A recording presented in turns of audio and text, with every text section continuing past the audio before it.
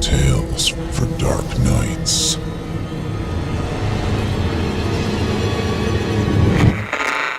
Want to make sure you never miss a Chilling Tales for Dark Nights video again? Be sure to subscribe and hit that bell to turn on notifications.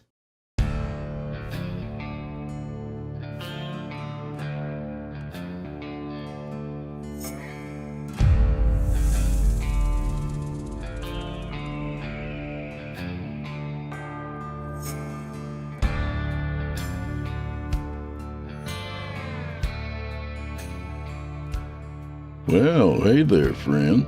I was hoping you'd be by tonight. See, I found this little bag of white powder in my library just after you left last week. This look familiar, pal? Oh, really? Well, all right, you're off the hook, friend. It's Chester's. No wonder he's so fidgety all the time. Come on in, friend.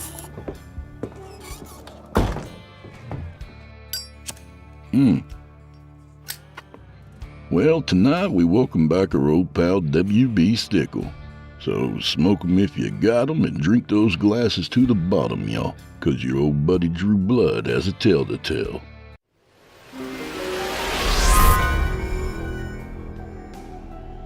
This episode of Drew Blood's Dark Tales is brought to you by Mint Mobile. If we've learned anything after years of fine print contracts and getting ripped off by big wireless providers, it's that there's always a catch. So when I heard that Mint Mobile offers premium wireless starting at just $15 a month, I was a little dubious. But I'm happy to report Mint Mobile is the real deal. If you cringe at your phone bill, Mint Mobile gives you the best rate available, whether you're buying for yourself or for your whole family. And at Mint, families start at just 2 lines. All plans come with unlimited talk and text, plus high-speed data delivered on the nation's largest 5G network. Even better, you can hop in with the phone you've already got. To get your new wireless plan for just $15 a month and get the plan shipped to your door for free, go to mintmobile.com/Drew. That's mintmobile.com/Drew. Cut your wireless bill to $15 a month at mintmobile.com/Drew.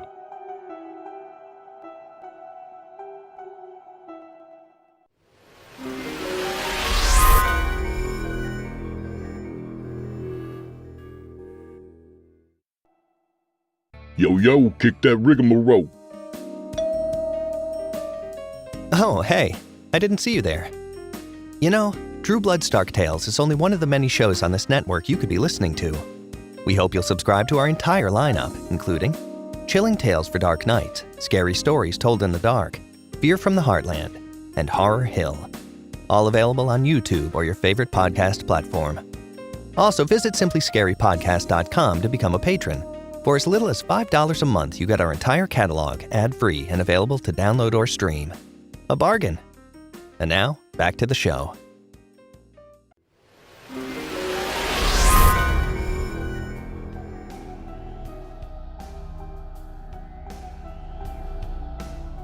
This episode of Drew Blood's Dark Tales is brought to you by BetterHelp. Everyone knows what it feels like to reach a fork in the road. You know these critical situations when you're forced to go in one direction or the other? Didn't you wish you had someone in your corner who could help you get through it?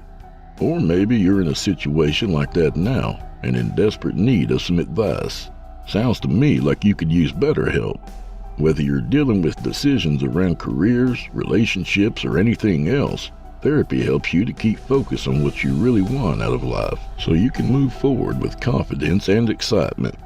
Making decisions that align with your values is important, and no one can help you carry that out like a licensed professional therapist. So let therapy be your map with BetterHelp. Visit betterhelp.com/darktales today to get 10% off your first month. That's BetterHelp, HELP.com/darktales.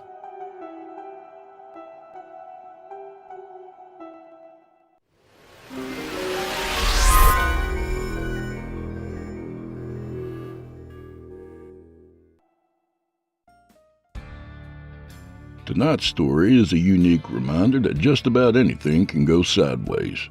To demonstrate, from author W.B. Stickel. I give you Dandelion Spring.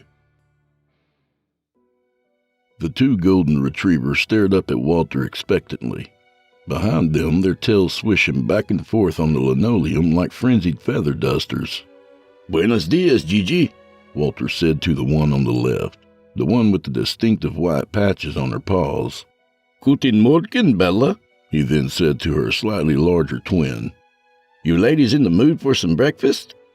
Both dogs perked up at the word breakfast and issued a pair of impatient whines, which Walter interpreted to mean, "Come on, human, you know we're hungry. Must we always play these silly games?"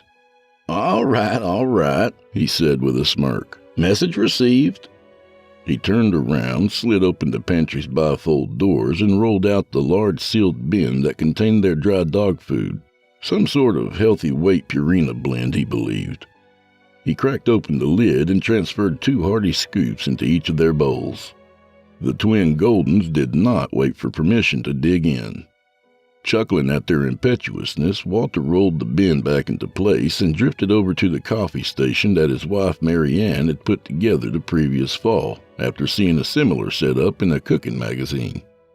At the station's centerpiece sat one of those fancy Keurig machines, which was presently dispensing his first cup of coffee of the day. Perfect timing, he said, as the last of the coffee came sputtering out the device. Next to the Keurig stood a tray with a variety of non-dairy creamers and sugar alternatives.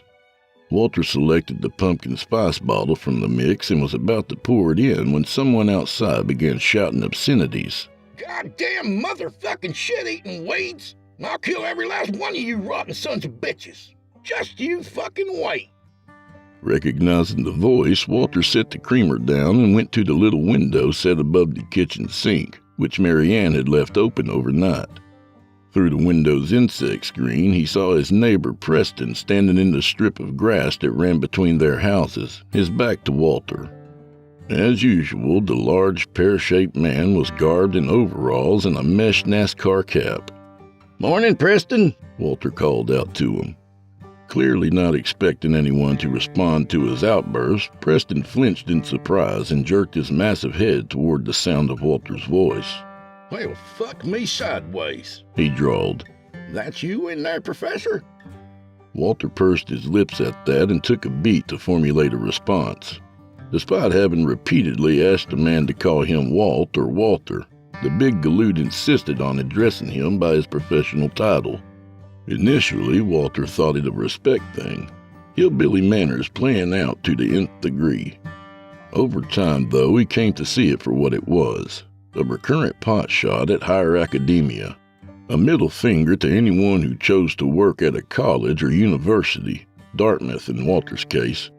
Remembering this, Walter shook his head and said, "Who else would it be?" Preston barked a laugh. Well, goddamn, man. You scared the bejesus out of me.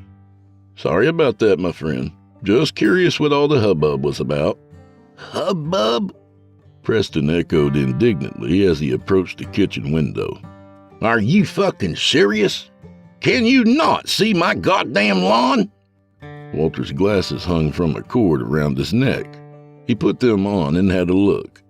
What he saw didn't make any sense.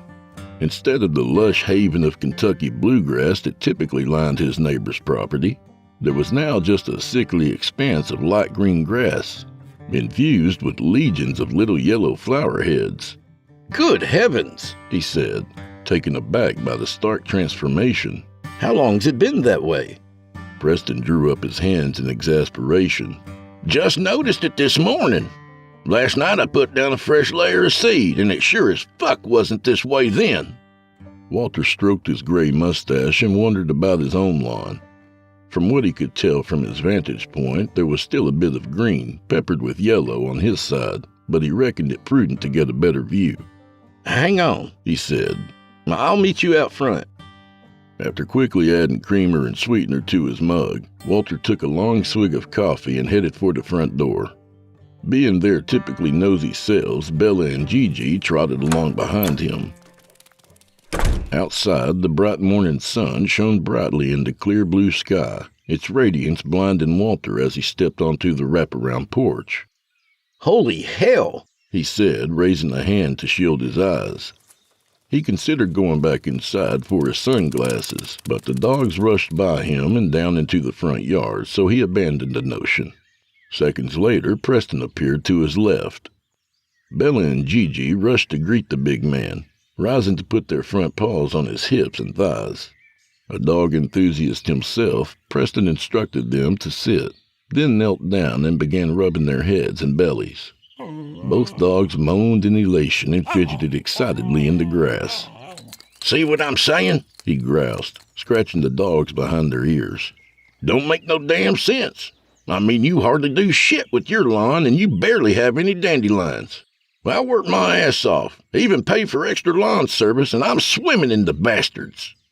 A quick gander of the situation validated the man's assessment. Well, how about that? Some textbook irony right there. Preston peered up at him for a length before letting out a loud guffaw. Damn, Professor, he said. Sure know how to undercut a man's ire, don't you? Walter raised his mug in mock salute. A talent that saved me many an ass-kicking in my day, believe you me. Preston grunted and ceased petting the dogs. Bella and Gigi whined their disapproval. Oh, I believe you all right. Well, Walter said, if the situation was reversed, I'd give them lawn boys a call. Get them to take care of it for free. Preston mulled the suggestion over and nodded. Know what, Professor? That ain't such a bad idea. He gave Walter the old finger pistol, winked, and headed toward his house. Bella and Gigi started after him, but turned around when they heard the front door creak open. Walter glanced back to find Mary Ann standing there in her pink nightgown. What's going on? She inquired. Walter told her. After scoping out the yard, she laughed and said it was weird because her friend Mia, who lived on the other side of Hanover, had just posted something on Facebook about the crazy dandelions in her own yard. What's more, she added, is a number of other friends have been sharing similar stories. Must be one of those years, Walter said. He gazed down the street and saw that other lawns on their block had been conquered by the little yellow weeds. Mary Ann touched his elbow and reminded him that it was Saturday morning. So it is, replied Walter. And we have an appointment. Mary Ann went back inside. After momentarily surveying the random clusters of dandelions peppering his own yard, Walter followed after her. Mary Ann insisted she wasn't an addict, but Walter knew differently. Facebook was her drug, and it had her, hook, line, and sinker. In perfect demonstration of this, not 2 minutes into their post-sex snuggle, she let go of Walter, plucked her iPad off the nightstand, and tapped her way to the older yet still very popular social networking site. I think it might be an intervention time, Walter said as he pulled on his plaid boxers. Mary Ann tisked at that and spread her long, gray-inflected black hair over her bare breasts. We're a voyeur nation. Sue me. Walter ambled into the bedroom's walk-in closet and searched his wardrobe for something to wear. Since it was nice out, he opted for slacks and a blue polo. Looks like this dandelion bloom is a bigger deal than we thought, Mary Ann declared as he dressed. Everyone's commenting on it. The news is saying it's the biggest on record. What, like in the area? Walter wondered. No, like everywhere. Apparently, they're even showing up in places they don't usually grow. The deserts of Arizona and as far north as the Norwegian Bay in Canada. It's crazy. Huh, Walter said, easing on a pair of brown shoes. Maybe I should give old Sam a call and see what he thinks. Old Sam was Samuel Clements, a colleague of Walter's who worked in the biological sciences department at Dartmouth. He specialized in human physiology, but his lofty IQ afforded him the luxury of becoming an expert in just about any field he pleased. As it happened, he found botany and ecology very pleasing. While I'm doing that, why don't you get dressed? Maybe we'll take a drive out to Macoma Lake. Get some wine, maybe grab a bite at the ice house. Mary Ann powered the tablet off and set it aside. See? I can quit any time I want. Walter shook his head sadly. If only your students knew what a junkie you were. Probably lose your art cred. Mary Ann, who also taught at Dartmouth in the arts history department, chucked her bra at him and told him to go make his call.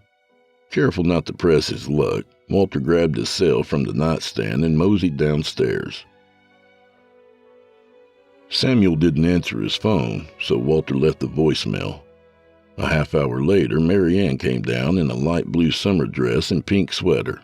Walter thought she looked as lovely as she had on the day they were married, some 18 years earlier.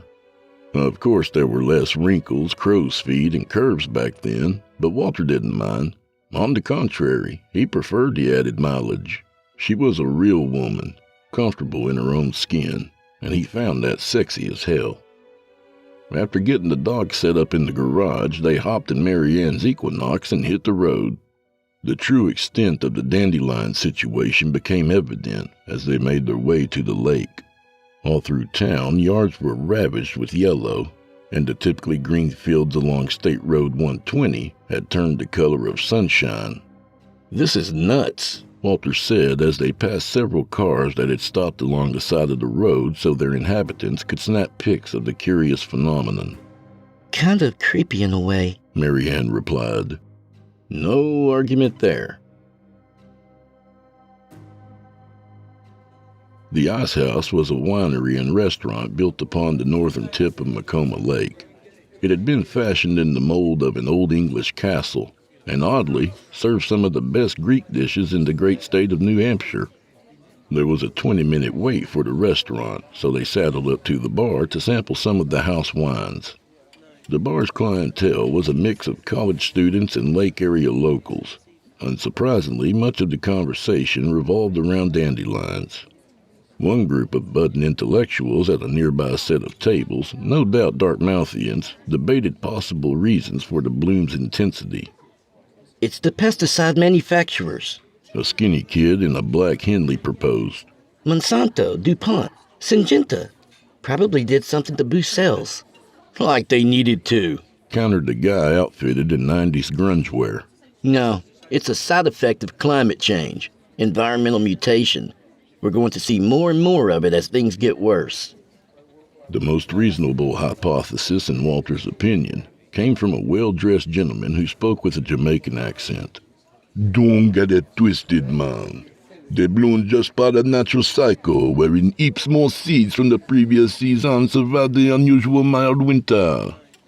He took a swig from his pint glass before continuing. "You'll see it all the time with other things. Some years it's ant marches in the Amazon. Others unwanted marine species showing up on the shores with the Japanese tsunami debris. Some years it's something like COVID that catch us all off guard." Come on, man. The Henley guy interjected with a modicum of disdain. That COVID shit wasn't natural at all. Everyone knows it came straight out of the Wuhan lab. "Perhaps," the well-dressed gentleman responded calmly. "There is certainly some evidence to support such a claim, but that's not the point here." Henley guy looked a little disappointed he hadn't elicited an argument. And what is? The well-dressed gentleman patted him on the shoulder. "Shit happens, man. Who can deal with it?" Most of the others listening to the conversation all laughed and nodded sagely. Henley guy did not. Following a delicious lunch, Mary Ann and Walter returned home with another lovemaking session on their minds.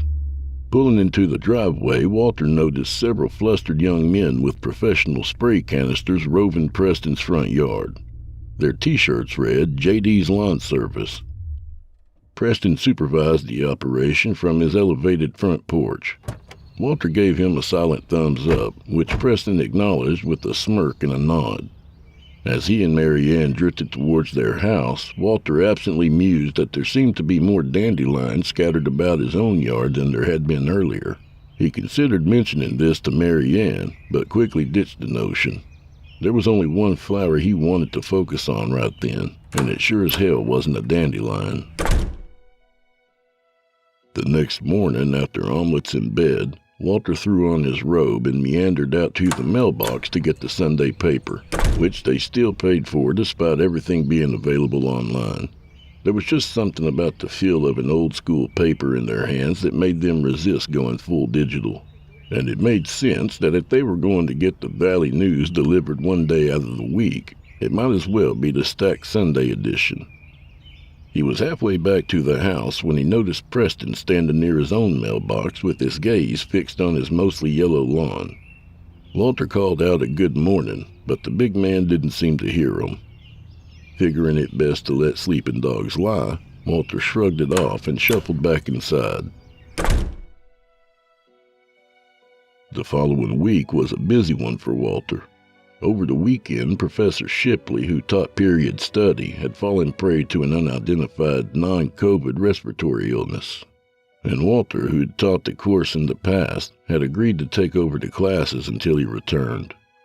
During his rare free time, Walter repeatedly sought out Samuel to get his thoughts on the Dandelion thing.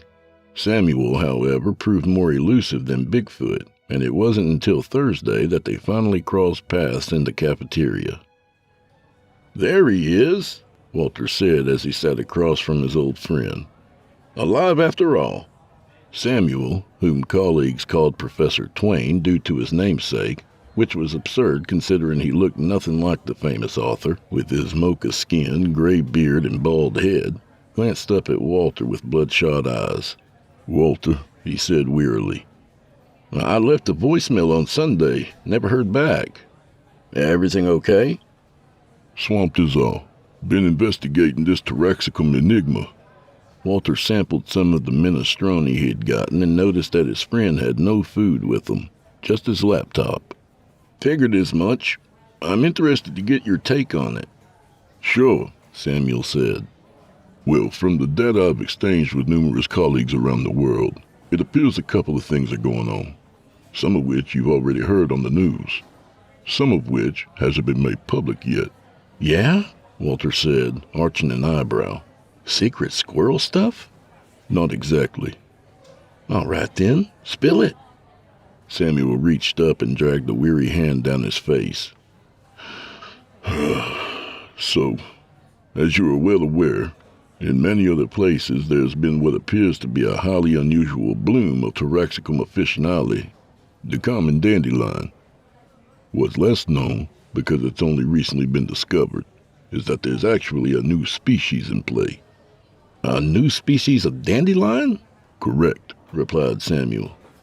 He went quiet for a moment, as if searching for the right words, then said, "This species, it's clever, Walter. Structurally, it's damn near identical to officinale. So much so that upon visual inspection, even seasoned experts can't tell the difference. Fortunately, a team at Berkeley looked deeper and harder and found a whole slew of internal differences, enough to fully distinguish it from officinale." "Like a subspecies?" Walter said. "Or microspecies? Don't most plants have dozens of variants?" "Careful with your semantics there," Samuel cautioned. "Variants and subspecies are synonymous, but for the sake of this conversation, let's just say yes, they do. Indeed, officinale has upward of 70 of its own subspecies. But what Berkeley discovered, and others confirmed, is a whole different story." He grinned. "What's more, they found evidence to suggest this new species has been around for some years now, yet it was so well hidden that no one ever noticed. Not until this year's bloom demanded a closer look." Walter contemplated that, then asked how much of the new species was in the bloom. Nearly all of it. From the samples that have been examined, the occurrence of true officinale and its subspecies is almost non-existent. Somewhere in the range of 1,000,000 to 1. Walter frowned. "Almost sounds like it's killing off the genuine article." "That or suppressing it," Samuel said. "What's even more curious, though, is that this new species is also mimicking other Taraxacum, like albidum, the white Japanese dandelion, and Pharonosum, the Turkish dandelion, which grows on salty soil in central Turkey, plus plenty of others." Walter's frown deepened as he ruminated on that. "Wait, so you're saying there's a bunch of copycatting new species?" "No," Samuel replied. "Outwardly, macroscopically, This new species is mimicking a host of different Taraxacum. To put it plainly, it shows up dressed like other dandelions, but underneath it's a wolf in sheep's clothing. Through intensive microscopic evaluation, researchers have revealed that all the imposters are the same damn thing. A tiny bell sound chimed on Samuel's laptop then. He clicked on something and his brow furrowed. "Apologies," he said, closing down his laptop, "but I need to get going." He stood up, grabbed his laptop, and began to stride away. After a few paces, he paused and turned back. "Walter, when the fruitheads come, avoid breathing around them. Protect yourself, okay? Wear masks, KN95s if you can get them. Treat it like COVID." Before Walter could ask why, Samuel dashed through the cafeteria's exit and disappeared into the sunlight beyond. Bewildered, Walter stared absently into his minestrone and wondered what the hell a fruithead was. By the weekend, news of the new species made its way to the press. It was being dubbed Taraxacum immemorata, the last bit meaning hitherto untold. Contrary to what Samuel had revealed to Walter, the initial reports made no mention of the superweed's penchant for mimicry, nor did they accurately disclose the percentage of T. immemorata occupying the bloom. CNN, MSNBC, NPR, and CBS all said as high as 50%, while the more conservative Fox News and Newsmax offered much lower figures. As the weekend progressed, though, the disparity went right out the window. By Saturday morning, all outlets were reporting immemorata at around 65%, and by midday it was 99% across the board. On Saturday evening, a special news conference was held at the National Invasive Species Council headquarters to address the phenomenon. Near the end of it, a reporter asked why the percentage of the new weeds kept increasing, to which the NISC director, Mikhail Horowitz, blithely responded, "Because the amount of immemorata we're finding in our samples is increasing." The answer drew laughs from the other media members until the same reporter asked him to clarify, and Horowitz said it appeared the new species has been assimilating its Taraxacum brethren. A couple beats of silence ensued. Then the room was abuzz with waving hands and shouted inquiries. Dr. Horowitz dismissed them all and promptly left the podium. As he trudged away, a single voice rose over the rest and asked if there was any reason to worry. Horowitz left that one unanswered. Despite multiple attempts throughout the week, Walter failed to get in touch with Samuel again. The official line from administration was a leave of absence, but Walter learned from another colleague that the man had simply stopped showing up for work. The fruitheads, as Samuel had called them, began appearing on Sunday morning, far faster than the Taraxacum life cycle typically generated them. The vast seas of yellow rapidly turned white with sprinkles of yellow, and Walter, heeding his old friend's advice, went to Costco and purchased 10 boxes of KM95 masks. He would have bought more, but there was a strict 10 box per customer limit. "Sorry," the befreckled kid at checkout had said. "the store manager is being a real Nazi about it." Walter told the kid not to worry. "Been here before, haven't we? And last time, 10 boxes would have been a godsend." I sure hope so," the kid said as a fight broke out at the next register over. Walter hurried off with his masks and didn't look back. On Tuesday, the doorbell rang just before 5 in the morning. It was Preston and his 7-year-old son Jeffrey in tow. Preston had on sweats and an undersized white tee, and Jeffrey was in his Transformer pajamas. "Need to talk," Preston wheezed. Walter and Marianne, in pajamas themselves as well as KN95 masks, joined them on the porch. Preston started to say something but was interrupted by a terrible coughing fit. Walter directed the man and his son to the porch's wicker sofa, and the two readily obliged. Once the fit passed, Preston stared up at Walter with heavy-lidded, glassy eyes. "Being sick the last few days, he said, absently scratching at his arms, which Walter saw were covered in little pox-like sores. Me and Jeffrey on Sunday and Krista yesterday. Krista was Preston's equally large and obnoxious wife. Jeffrey let out a moan then and leaned against his father. Preston put a meaty arm around the boy and tried to console him. Easy there, pal, he rasped. Easy. The boy shook his head slowly and moaned even louder.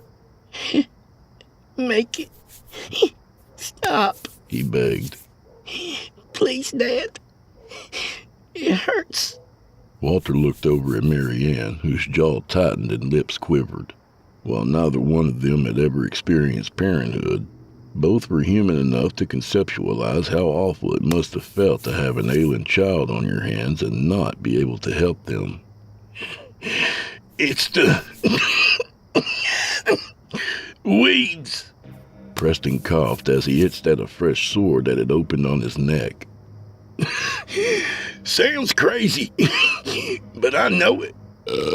He followed that up with a long belch, and damn if Walter couldn't smell the odor of it through the mask. The odor of dandelions.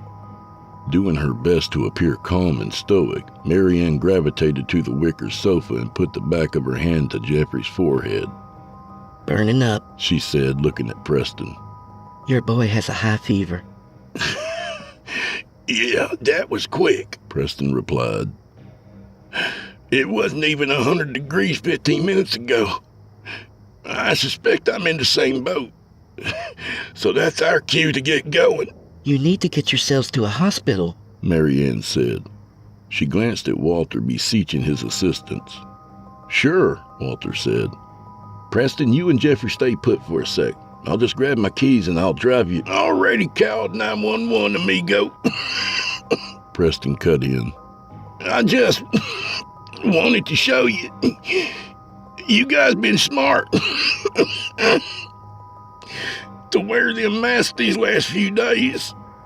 He inhaled heavily, emitting a harsh crackly sound, and rose to his feet.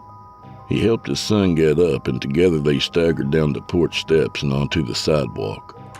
As Walter watched them shamble home like drunken zombies, Mary Ann disappeared inside and returned with a bottle of Purell.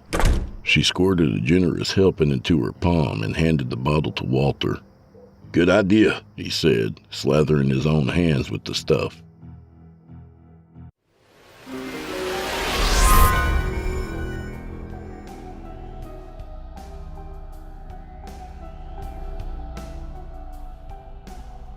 This episode of Drew Blood's Dark Tales is brought to you by BetterHelp. Life is full of decisions, friends. Little ones all the time, but also big ones that affect the trajectory of your life.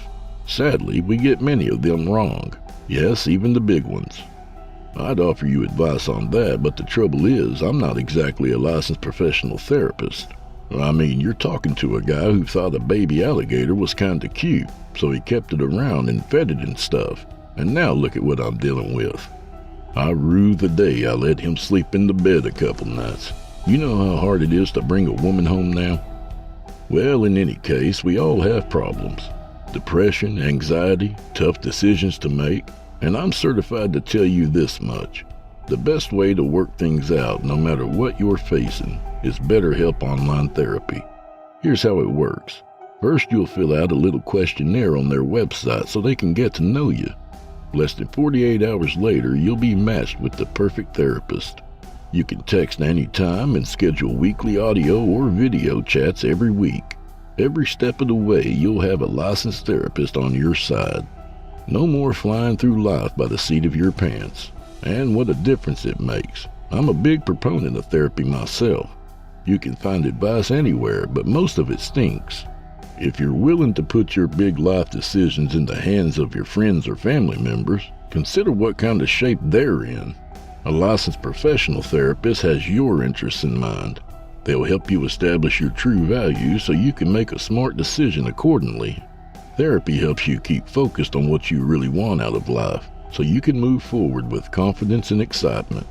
So let therapy be your map with BetterHelp. Visit betterhelp.com/darktales today to get 10% off your first month.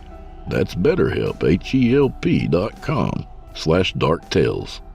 Friends, thanks for your support and for supporting our valuable sponsors. Adios.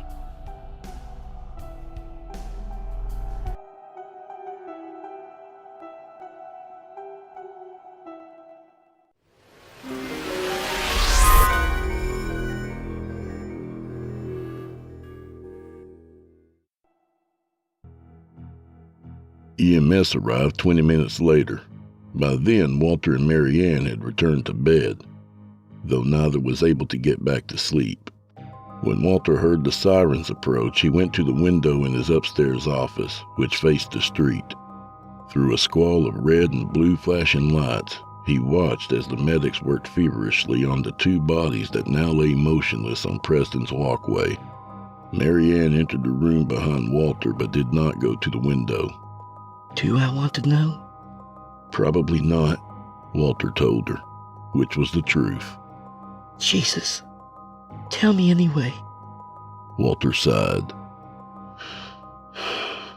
Preston and Jeffrey are on the ground, and it looks like the EMTs are trying to revive them.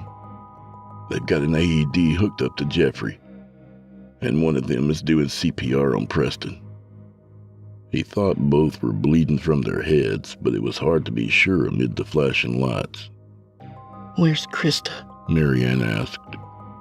No sign of her, Walter said. The medic working on Preston abruptly ceased what he was doing and retrieved a rolling gurney from the ambulance.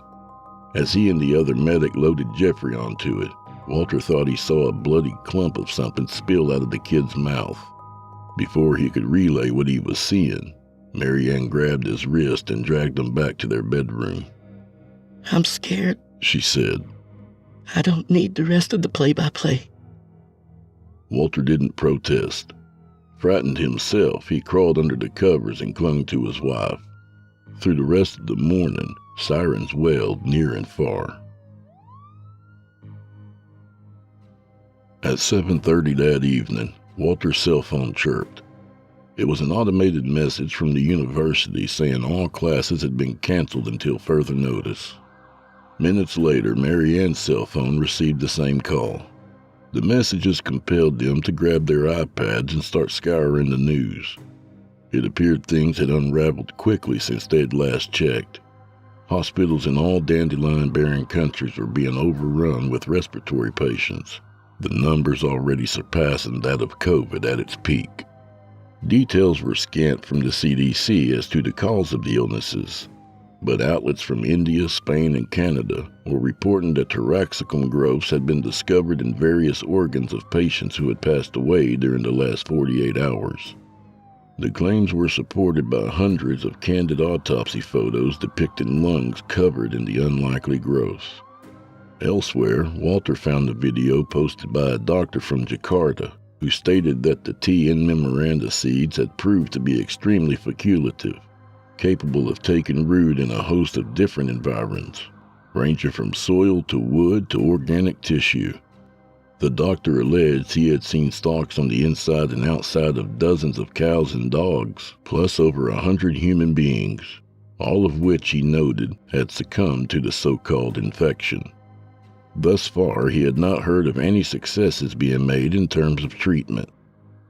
Walter paused after watching the clip and noticed that the air smelled of campfires. Normally this would have pleased him. Campfires always made him think of camping with his dad during the summer and the fall. Now, though, with all that was going on, it struck him as ominous. He got up and again went to the window in the office. He was disturbed to find that 2 of the houses on his street were burning, while plumes of smoke billowed from dozens of other houses in the neighborhood. The sight made him think of photos he had seen of war-torn cities in far-off countries, and it stunned him to think that something like this could happen here in New Hampshire, in the United States of America. Growing distraught, Walter padded back to the bedroom and flipped through several TV stations until he came across CSNBC, which was showing a segment on what worked against the weed. The go-to dandelion killer, glyphosate, supposedly had zero effect on it, as did 2,4-D. The one reliable method of destruction was fire. As such, the U.S. government had begun assembling massive fire crews to go out and conduct controlled burns. In the meantime, citizens everywhere were taking matters into their own hands with mixed results. "No shit," Walter said, thinking of the houses burning on his own street. Mary Ann glanced up from her iPad. "Fire's here?" she asked, and he nodded. She got up and led him back to bed. "I guess it's bad in Australia, too. Practically all of Victoria and the Northern Territory are in flames." All at once, Walter felt very ill. He went into the bathroom to get some Pepto-Bismol from the medicine cabinet. He guzzled half the bottle. When he came back out, Mary Ann told him she had been focusing on the what and why of it all in her recent online searches, but had only come across conspiracy theories and baseless conjecture. Terrorism, an experiment gone wrong, a governmental attempt to reduce the population, the first wave of an alien invasion. "Lunacy," she said. "Both political parties are blaming each other, claiming it's a right or left plot to win back the seats in the House and the Senate." "Idiots," Walter said. "All of them. Anyone offering any sort of helpful advice?" The FEMA website seemed to offer the best advice. Stay indoors, seal up all household cracks and crannies. Conserve water and power where possible. It also noted that most of the power grids across the country were securely manned, but there was no guarantee they would stay that way. The workers and security details had families too. Acting on the second piece of advice, Walter and Mary Ann set to work preparing the house. They took the plastic sheeting they normally used to insulate the windows during winter and covered all windows and vents. Walter then duct taped around all the doors and stuffed towels in the dryer exhaust, while Mary Ann assessed the pantry situation. She estimated they had 2 weeks' worth of food stocked up. "Not bad," Walter said. "At least, I hope so. Who the hell knows?" "It's good enough for now," Mary Ann told him, though she had no way of knowing whether it was or not. She glanced across the kitchen at Bella and Gigi, who were busy play-fighting on the faded hardwood floor. Or rather, Bella was attempting to goad Gigi into a fight, but Gigi seemed unwilling to engage, choosing instead to lay on her side and do that growl whine thing she did whenever she grew tired of Bella's antics. "What about them?" Mary Ann wondered. What do you mean? "I mean, what are we going to do about them going outside to do their business?" Walter thought about it. Shit. Yeah, it's a problem. I'm not sure. The only thing that comes to mind is maybe seal up the garage and let them do it in there." Mary Ann deliberated possible alternatives but couldn't come up with anything better. After sealing up the garage and double-checking the rest of the house, they returned to the kitchen and discussed the idea of calling their families. "Just want to hear their voices," Mary Ann said. They made the calls after a quick breakfast of bagels and juice. On Mary Ann's side, the news was all good. Her parents were sealed up tight in their Lake Champlain cottage, and her sister Dora was safe with her husband Rich on their ranch in Montana. On Walter's side, things weren't so peachy. His mother and older brother Stanley were fine down in Jacksonville, but his younger brother Nathan was in the hospital, lungs clogged with Memorata. They all knew the prognosis. Walter, who hadn't shed a tear in close to a decade, wept like a baby. "It's happening so fast," he sobbed after hanging up. "I mean, it's weeds for Christ's sake. Fucking weeds!" Mary Ann held him and wept too. Later on in the bedroom, they attempted to make love, but neither had much enthusiasm for the act. Instead, they resumed watching news updates and chatted with friends online. Just before calling it a night, Mary Ann mentioned her regret at never having been able to produce a child. It was a tender topic, one they rarely broached, but it seemed fitting to broach it now, as there was no telling what tomorrow might bring. Walter listened attentively. He expressed his own disappointment, but made it crystal clear that the feeling was aimed at the universe at large, not at her. He did note how screwed up it was that this new weed could take root in just about anything it wanted, and there were good couples out there like themselves who had to suffer the tribulations of infertility. Mary Ann patted his hand and pointed out that Mother Nature was neither fair nor nice. She just is, she added. They drifted off to sleep around midnight. In the absurd world beyond their window, fires raged and sirens wailed.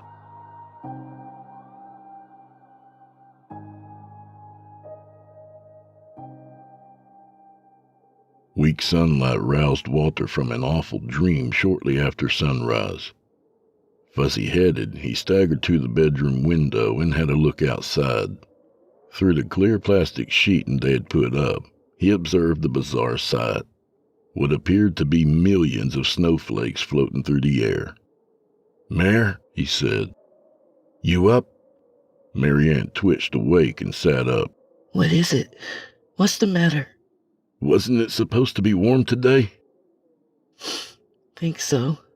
Why? "No blizzards, right?" Mary Ann blinked at him, then drew the covers off her legs and darted to the window. Registering all the white floaters, she squeaked like a mouse and dug her nails into Walter's arm. Christ. It's those seed things from the... What did Samuel call them? The fruit heads. How in the hell? As if in reply, loud gusts of wind howled fiercely about the house's eaves. Listening to them howl, Walter went to his nightstand's top drawer and snagged a pair of N95 masks. Mary Ann put hers on without question. Once his was situated, Walter turned the bedroom television on and flipped through the channels. Every major network had emergency news going, and most had at least one camera live streaming the seed blizzard. Evidently, waves of unexplained wind, perhaps induced by all the fires, had kicked up during the night, whipping the seeds from the many dandelion fields yet to be burned and casting them into the air. A masked meteorologist from ABC went off script and said it was almost as if the winds were on purpose. Walter switched over to BBC America and was stunned to see that they had put up a death toll counter. There was a note saying the figures had been culled from various sources and accounted for both dandelion and dandelion burning deaths. At present, the counter sat at 10 million in the United States. Global estimates were fast approaching 45 million. Unable to believe his eyes, Walter flipped over to CNN.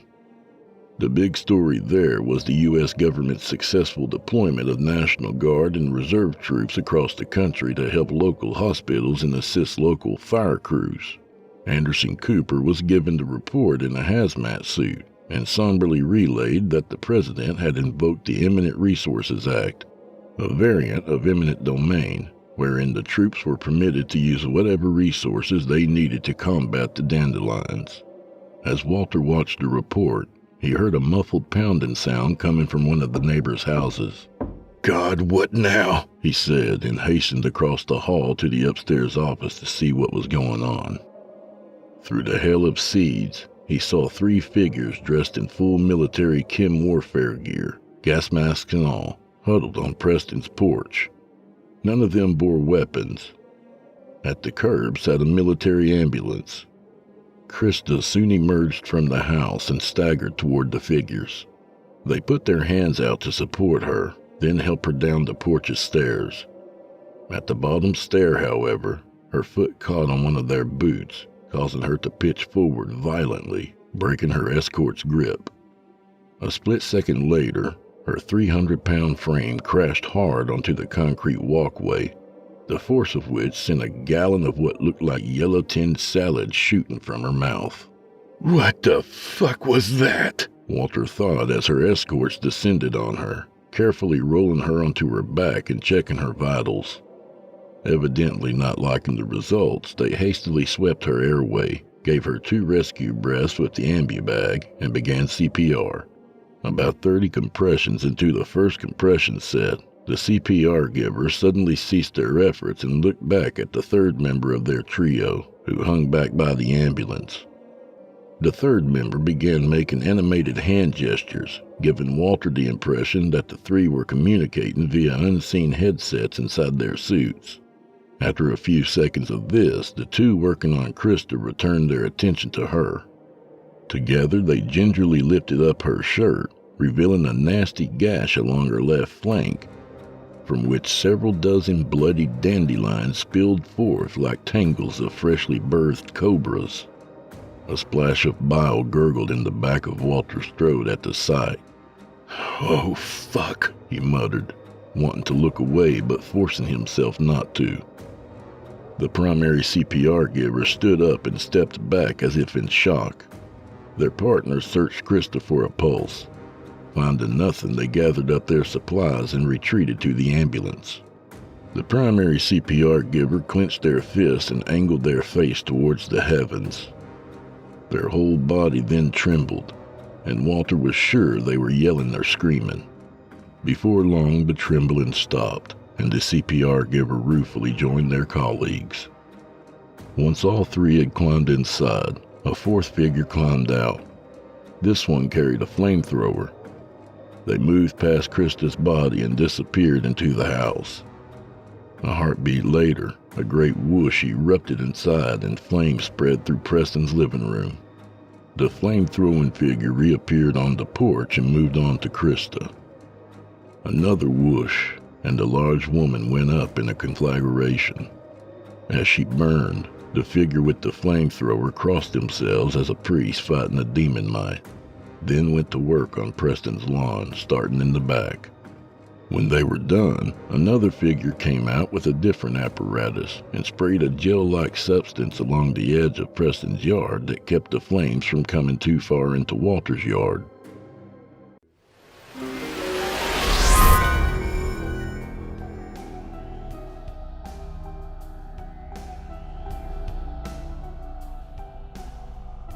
This episode of Drew Blood's Dark Tales is brought to you by Mint Mobile.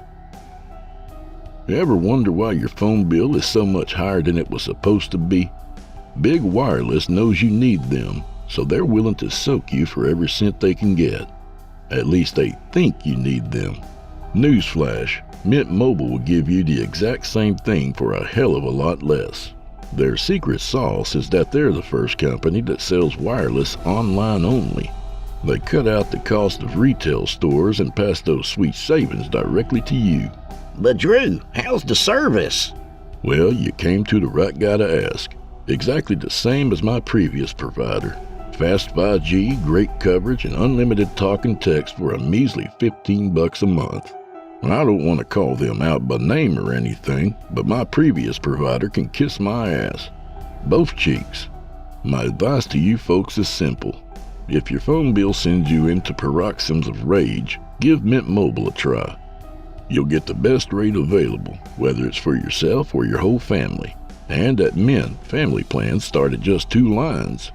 Use your own phone with any Mint Mobile plan and keep your same phone number along with all your existing contacts. That's premium wireless service including unlimited talk and text for only $15 a month. What's stopping you? You worried about your poor current provider? Well, don't worry. They'll find someone else to rip off. To get your new wireless plan for just $15 a month and get the plan shipped to your door for free, go to mintmobile.com/Drew. That's mintmobile.com/Drew.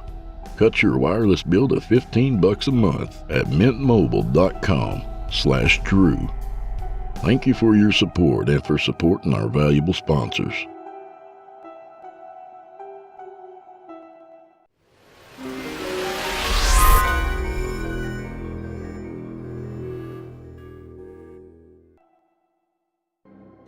After that, they returned to the ambulance and moved on down the street. Slowly, Walter ambled back into the bedroom and crawled into bed.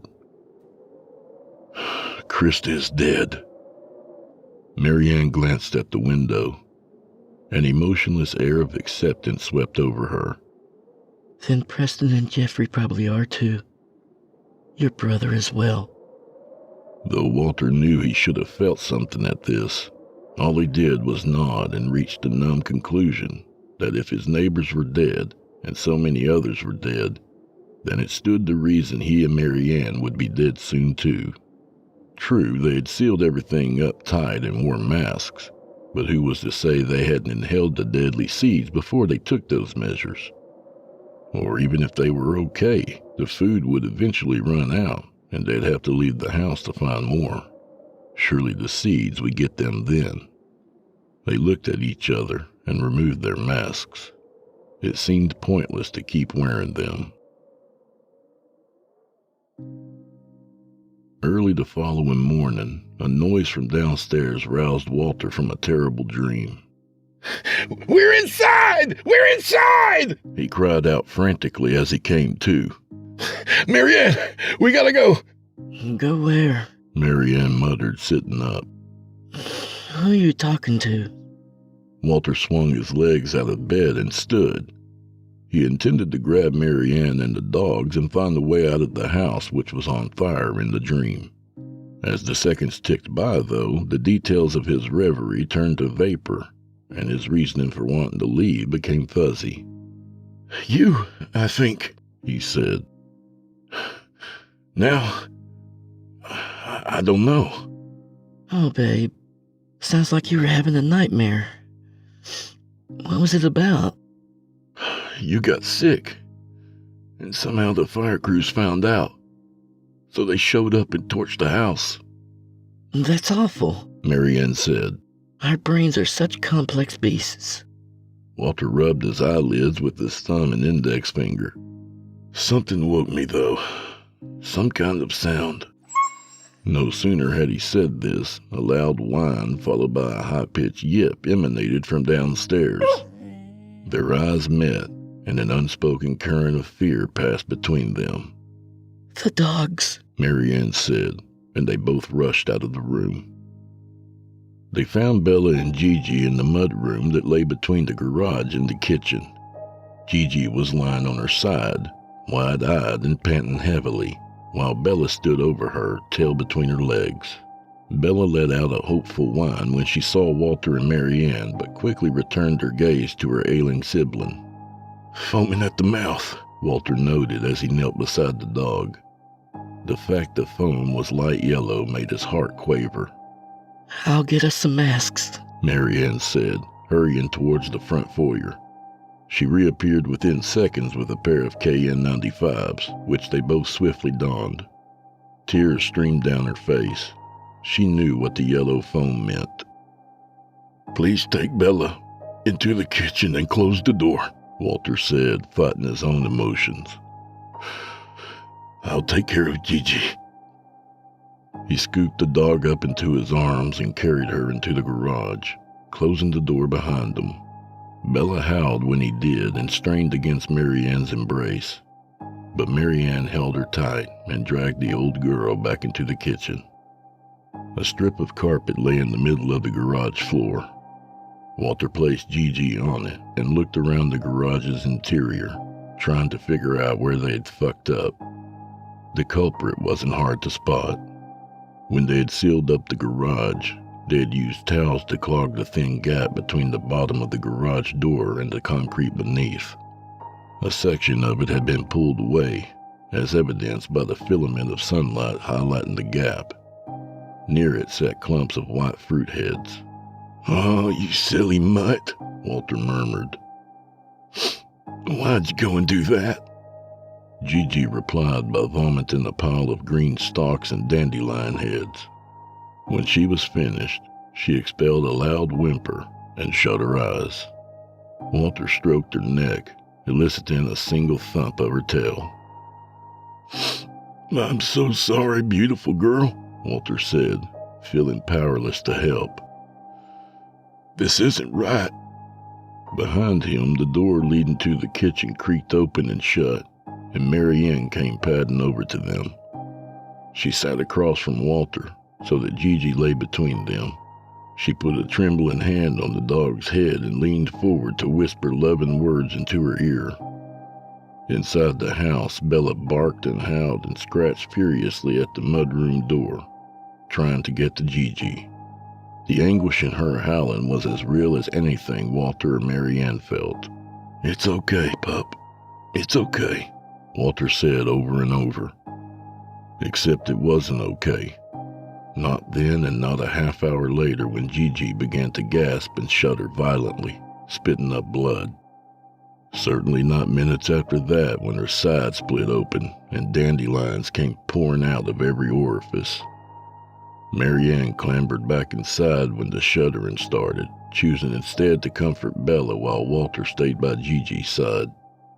At one point, Walter seriously considered grabbing his Glock 19 from the bedroom safe to end the animal's misery. But he didn't want to leave her alone, not even for the short time it would have taken to retrieve it. He owed the dog that much. Once the awfulness had passed and Gigi lay still and quiet, Walter collapsed onto his back and allowed his spiraling emotions to run their course. How long that took, he couldn't say. All he knew was at the end of it, Marianne called out to him through the mudroom door, nervously asking for a status update. "She's gone," he told her, glancing down at the gruesome mess that was Gigi's body. "Mare, please don't come out here. It's not good." There was a shuffling sound on the other side of the door, followed by a stretch of silence. When Marianne finally spoke, her words were laced with venom and rancor. God damn it, Walter. She seethed. Why is this happening to us? Why did it happen to our poor sweet girl? Who the fuck is in charge up there? Walter inhaled through his nostrils and exhaled through his mouth. The old smell the flowers, blow out the candles trick, which always helped center him. Been wondering that myself, babe. But you know there's no answer. Mystical, spiritual, or otherwise. Marianne uttered something incomprehensible before assuring him she understood. I'm sorry. I'm just a wreck, my husband. Nothing is right. I think I'm going to take Bella upstairs and just hold her. She needs it. And I know I need it. Good idea, Walter said. I'll join you in a while. There's quite a bit of cleanup to do. Oh. Marianne said. Need anything from in here? Walter scanned the chrome wire shelving units that spanned the garage's rear wall. With the exception of bleach, everything he needed was there. He relayed this info to Marianne, who pledged to find him a bottle and leave it in the mudroom. Thanks, Mare. I love you, he said, and set to work cleaning up. All told, he spent the next hour and 15 minutes tending to his grim task. Incredibly, each part of the process proved as difficult as the last. Clearing out the loads of food from the garage's freezer, carefully separating all the dandelion excretions from Gigi's body, placing them in the metal burn bin, triple bagging the dog in 60-gallon trash bags, loading her into the freezer, making her fit, mopping up the fruit heads that had snuck in through the garage door's exposed gap, adding the detritus to the burn bin and burning everything dandelion related. Then lastly, bleaching every visible surface. Afterwards, Walter trudged his way back upstairs and took a lengthy shower. He ran the water hot and lingered under the shower head until the streamlets ran cold. Marianne and Bella were waiting for him when he came out in a fresh set of pajamas. Bella wagged her tail when Walter slipped under the covers and issued a soft, dejected mew when he stroked her neck. I know, sweet girl, Walter said, eyes growing moist again. I know. 2 long and blurry weeks later, a military ambulance pulled up in front of their house. 3 chem-suited figures got out and knocked on the front door. When they didn't get a response, the largest of the 3 reared back to kick the door in, but stopped short when he saw Walter's gaunt face appear in the door's small window. One of the other figures held up a sign asking if anyone in the house was infected. Walter shook his head no. He went and got a pen and a notepad and wrote, hungry, wondering what happened to internet. Cable and internet had gone down the week prior. The three figures turned to each other and did something that surprised Walter. They gave each other high fives. Then the largest held up a finger as if to say, "Wait a minute," and ran back to their vehicle. He returned with a large box, from which he extracted a collection of green tarps, tent poles, duct tape, and power tools. With the other two's help, he used the items to erect a small tarp chamber with a zip flap on one side, then attached the chamber to the house's front door. After sealing it up with duct tape, he showed Walter a note that read, "Decon Chamber." One of the others went and got another sizable box and put it in the chamber. The large guy held up another note to Walter with instructions. When Walter showed his acknowledgement, the figure sprayed down the box with a gelatinous substance, waved goodbye, and exited the chamber, sealing it as he stepped out. Every 4 days for the next 2 months, the same three figures came back with a new box.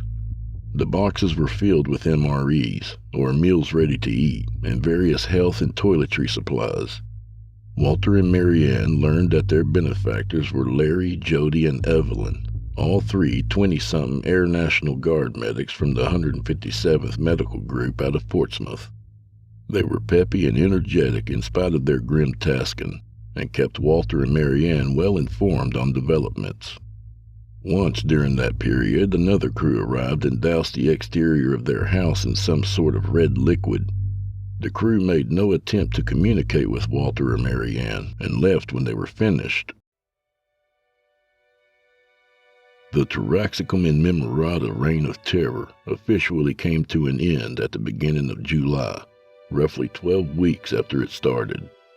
While traces of the aberrant seeds were still around and not all of the dandelions had been destroyed, a cure had been developed along with a successful new herbicide, so it was decided that it was safe for people to emerge from their homes. Precautions were still to be taken as the fire crews continued their work, but as the president proclaimed, the war at large was over. The final death tally came to just over 1 billion worldwide. China was the hardest hit with 400 million of those losses. The United States was fourth at 90 million, not counting the untold number of pets and livestock that perished. Like most towns and cities, Hanover emerged a shell of its former self, with wide swaths of it burned to the ground, including the university. Walter and Marianne elected to relocate to Santa Fe, New Mexico, where they took up posts at the Santa Fe University of Art and Design, one of the few institutions that managed to reopen its doors after the Dandelion ordeal. They bought an estate sale hacienda just outside of town and tried to settle back into normal routines. They kept in contact with Larry, Jody, and Evelyn, as well as a number of former colleagues likewise scattered across the recovering nation. Samuel, still alive, regularly emailed Walter from his new post at Harvard. His messages typically expressed awe at how efficient tea in Memorata had been and claimed they would be studying it for years to come. One night, after a nice dinner of veggies grown in their own garden, Walter and Marianne discussed the possibility of adopting a child. They had already adopted a pair of black labs to keep Bella company, and they felt the next logical step was to become parents. The Dandelions had created a surplus of orphans, and they both agreed it was their responsibility to help alleviate the crisis. "Parents at age 50, Walter joked. "Wonder if that'd be an issue." Doubtful, Marianne said. the agencies are beyond swamped. As for our age, we'll just have to find ways to stay fit. Amen to that. Several months later, as Walter and Marianne were getting dressed for an interview concerning the adoption of a 2-year-old girl, Walter received an email from Samuel. Always eager to hear from his old friend, he opened it at once. "Walter, greetings from Cambridge. I hope all is well down Santa Fe way. Learned to speak Spanish yet? I have a colleague here who believes Spanish will be more commonly spoken than English in less than a century. Anyway, this group I belong to, called the Watchdogs, corny I know, has been very busy, and I wanted you to get word of our first discovery before its neutered version goes public. As you may have heard, The cure for T. inmemorata is a synthetically modified cocktail of various cancer drugs. What you don't know is it also causes infertility. 79% of those who have taken it have since become sterile, myself included. Ah, well, I'm too old to think about parenting now anyway. On a disturbingly related note, it seems the weed was selective in its targets, killing only those capable of reproduction. Thus far, there has not been any reported case in which the victim was sterile, a discovery that's opened up a whole new can of worms, so to speak. More to follow on that. What else? Oh yes, ever heard of a trait called serotonin? It's an ecological adaptation in which seed-bearing plants release their seeds in response to an environmental trigger. There are various forms of this. The one we're concerned with is necrescence, which is when the seeds are released after the parent plant dies. We're seeing signs of this in the charred earth. While this is of no concern to us this year, next spring it will be, especially since Monsanto's new TI-36 only suppresses the seeds. It doesn't actually kill them. Please keep that to yourself. Well, that's all the time I have for now. We're off to take some more samples. Best regards, Professor Twain. Yes, the name is caught on here too. P.S. I believe we're only scratching the surface of inmemorata. I've got some ideas about its origins, but I'll share those after I get more data. Walter sat in his office chair for a long while, contemplating the missive's excited tone. He decided at last not to hold it against Samuel. His old friend he knew didn't think like normal people, and he had long since forgiven the man his communicative failings.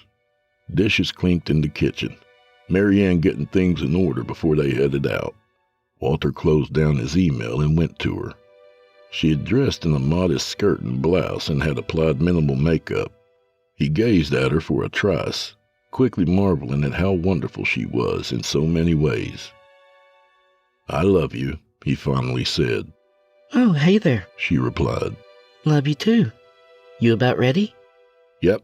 You? Nope. But I will be when we get there.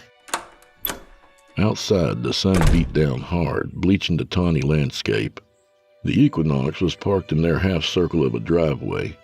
Mary Ann had already started the engine, so it was nice and frosty when they got in. Before pulling out, Walter studied his front yard, which was really just a bunch of clay and gravel studded by the occasional cactus. 5 in his yard alone. Though looking at them now, he could have sworn there had only been 4 when they moved in. "No, you paranoid ass," he told himself. "There's always been 5. No more, no less." Something wrong? Mary Ann asked. "No," Walter drawled in a terrible southern twang. "All's good, little lady." Turning his thoughts to their adoption appointment, he grinned a hopeful grin and edged the Equinox out onto the sizzling street.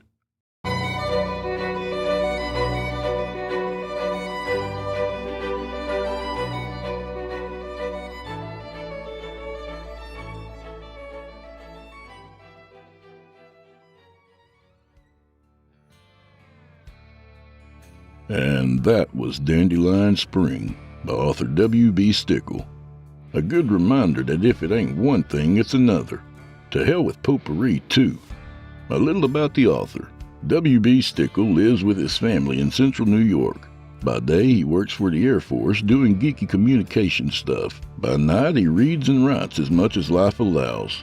His short fiction has appeared in over a dozen magazines and anthologies, to include Sanitarium magazine and the Lovecraft-inspired collection Whispers from the Abyss. His stories have also appeared as podcast episodes on Tales to Terrify, Nocturnal Transmissions, Horror Hill, Drew Blood's Dark Tales, and Chillin' Tales for Dark Nights. You can find WB on Facebook at facebook.com/WB Stickel. Give him a shout. Thanks, WB. To hear a premium ad-free edition of tonight's and all the other episodes, visit simplyscarypodcast.com today and click Patrons in the upper menu. You'll find yourself at chillintalesfordarknights.com, where you can become a patron for as little as $5 per month and get access to their entire audio archive, all ad-free and available to download or stream. Thank you for your time and for supporting our sponsors. When you support our sponsors, you support this show. If you happen to use Facebook, Twitter, Instagram, or YouTube, you can follow and subscribe to Chillin' Tales for Dark Nights there, where you'll get all the latest updates and new releases and have the chance to interact with them each and every week. Oh, and you can find Drew Blood on Facebook and Instagram. The Drew Blood's Dark Tales podcast is accepting submissions, friend. If you've got a story or two you'd like to be featured on the show, send it to drewbloodhorror@gmail.com. If selected, you'll get the full treatment, 10 bananas.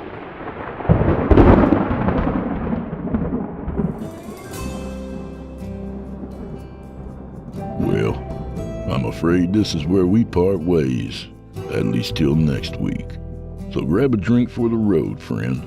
I'd offer you a bump, but, well, I guess that's Chester's territory. Hey, I kicked off my Patreon page a couple days ago, and I'd like to give a very special shout out to my first 3 patrons: Brian Brilo, Bo Buwandi, and apologies if I pronounced that wrong, Bo, and Miss Shannon Schaefer. From the bottom of my heart, thank you so much, guys. It means so much to me. And if any of y'all appreciate what I do and have ever wanted to support me, feel free to go to patreon.com/DrewBlood. So without further delay, Mr. Brian Brilo, Mr. Bo Buwandi, and Mrs. Shannon Schaefer, may the wind be at your back, and may the road rise up to meet you. And if I may quote Proverbs chapter 15, verse 2, the tongue of the wise commendeth knowledge, but the mouth of the fool brings forth dandelion belches. I may have changed that just a bit. Anyway, go fucketh yourself. And good night, y'all.